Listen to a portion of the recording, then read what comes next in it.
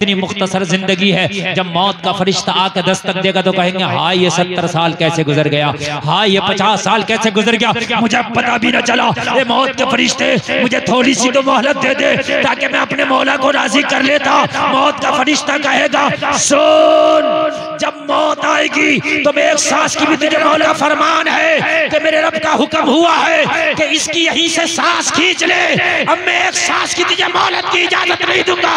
लोगों, मौत का फरिश्ता आएगा, अपना काम करेगा और चला जाएगा, पता भी नहीं चलेगा। ये है जिंदगी। हजरत नूह के जमाने में एक औरत रोती फिर रही थी। हजरत नूह ने पूछा माई क्यों रोती है? कहने लगी मेरे 2 बच्चे गुम हो गए। क्या बोली? जोर से बोलो। बोले कितने बड़े थे? हजरत नूह ने पूछा कितने बड़े थे? कहने लगे हुजूर एक की उम्र 350 साल थी, एक की उम्र 300 साल थी। और करे 2 बच्चे गुम हो गए। बच्चे उम्र पूछा तो कितनी बताई? 350 साल और एक की 300 साल। का बूढ़ी 300 साल और 350 साल को बच्चे कहती है? जरा गौर करो।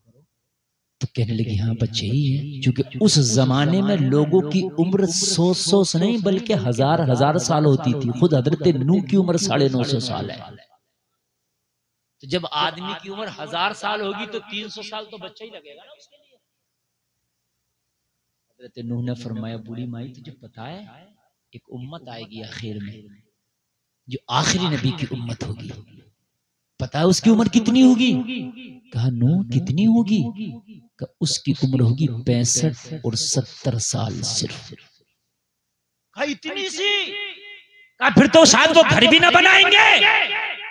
कहा पूरी जिंदगी वो घर बनाने में गुजारेगा। कहा 65-70 साल के लिए भी वो लोग घर बनाएंगे?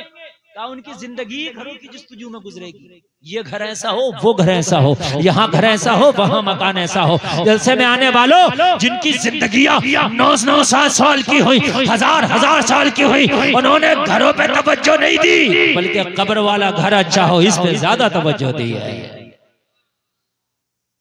इस पर खास तवज्जो। मेरे नबी ने फरमाया उस सहाबी से जो होठ मोटे हैं, रंग काला है, आंखें छोटी, कारोबार कुछ नहीं, अपना घर नहीं, लकड़ी काट के पेट भरता। का मेरे सहाबी शादी कर लेना। अर्ज किया रसूल मुझसे कौन शादी करे? काला कलूटा हूं आका, मेरे पास न रंग है आका, न रोगन है, न माल है, न दौलत है, न कारोबार है, न बिजनेस है, न तिजारत है, कुछ नहीं आका, कौन करेगा? नबी ने फरमाया तुझसे शादी मदीने का एक अमीर अपनी बेटी से करेगा। अमीर? मैं तो गरीब की बेटी से भी राजी हूँ। नबी ने फरमाया जाना फला अमीर के दरवाजे पे जाके हाथ मांगना और कह देना तेरी बेटी का रिश्ता मोहम्मदुर रसूलुल्लाह का हुक्म है, मैं मांगने आया हूँ। अमीर है और ये पहुंच गया चौखट पे उसके, और पहुंच करके दस्तक भी लगा दी।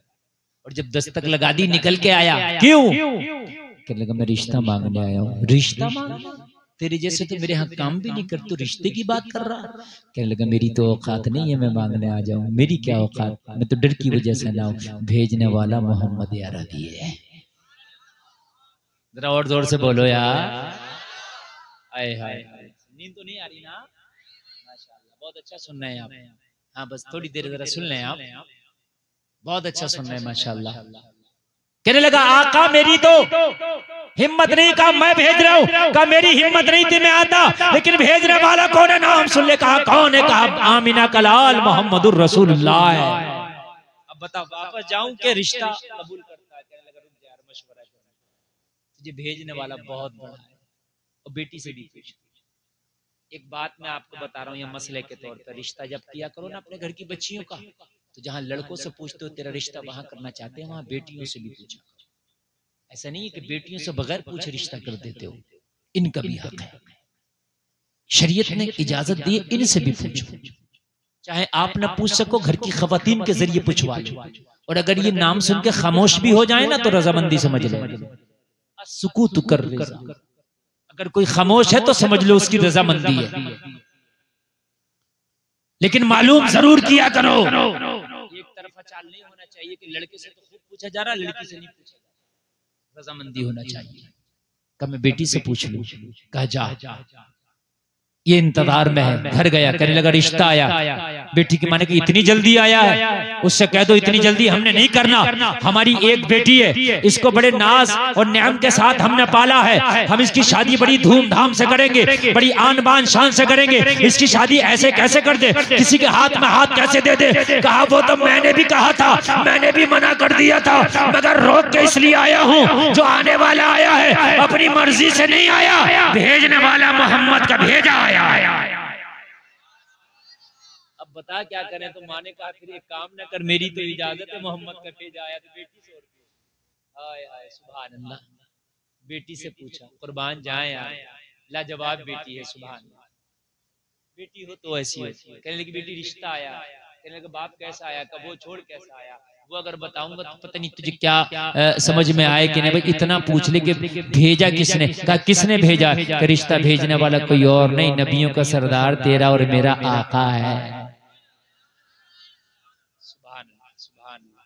तो बेटी ने जवाब दिया, मैंने देखना नहीं है लड़का कैसा, मैंने देखना नहीं है कारोबार क्या, मैंने देखना नहीं है उसका घर क्या, मैंने देखना नहीं है उसका बार क्या, जो हो वो हो, अल्लाह के रसूल ने भेजा तो कबूल कर लिया जाए, कबूल कर लिया जाए। कहा बेटी कबूल भी इतनी जल्दी, पहले परख लो। कहा नहीं नहीं कबूल कर लो, कहीं देर ना हो जाए, रिश्ता कहीं रह ना जाए।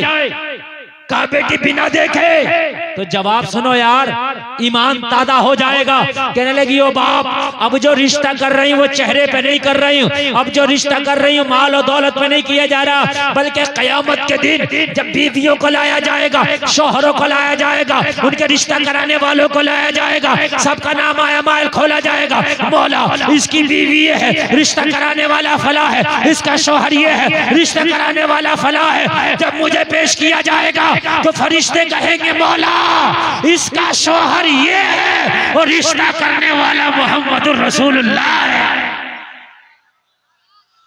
तो बस मेरे लिए तो यही फख्र की बात है, मेरे लिए तो यही कमाल की बात है, बस मेरे लिए तो यही बड़ी बात है। इसलिए मैंने रिश्ते को नहीं देखना है कि कौन लाया, ये देखना भेजा किसी।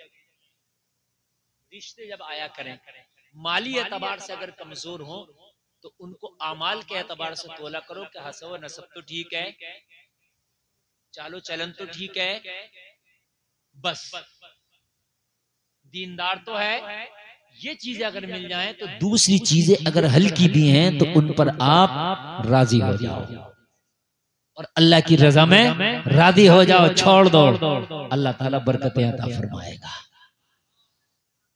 का मौला हजरत आदम ने कहा मौला जन्नत तो अच्छी है, लाजवाब है, मगर कुछ ऐसा सामान पैदा कर जो दिल को सुकून मिले। काय को सुकून मिले? दिल को सुकून मिले। तो कान खोल करके सुनो, अब दिल का सुकून अगर आप चाहते हो तो आपको सिनेमा घरों में नहीं मिलेगा, दिल का सुकून आपको दुनिया के बाजारों में नहीं मिलेगा, बल्कि निकाह में मिलेगा। और निकाह के अलावा जो मसले हैं, फ्रेंडशिप, दोस्ती, पोस्ती, ये सब तबाही और बर्बादी, इसमें सुकून नहीं, इसमें एक नंबर की बर्बादी। कान खोल करके सुन ले, निकाह एक ऐसी चीज है जो प्यारे आका ने बड़ा प्यारा रिश्ता बना दिया। हजरत आदम की बाईं पसली से हजरत हव्वा को पैदा कर दिया और पैदा करने के बाद में जन्नत में दोनों की शादी। सुभान दोनों। अब एक नुक्ते की बात, पॉइंट नोट करें। हजरत हव्वा को जब पैदा किया तो न पैर की हड्डी से, वो चाहता पैर की हड्डी से पैदा कर देता, न सर की हड्डी से,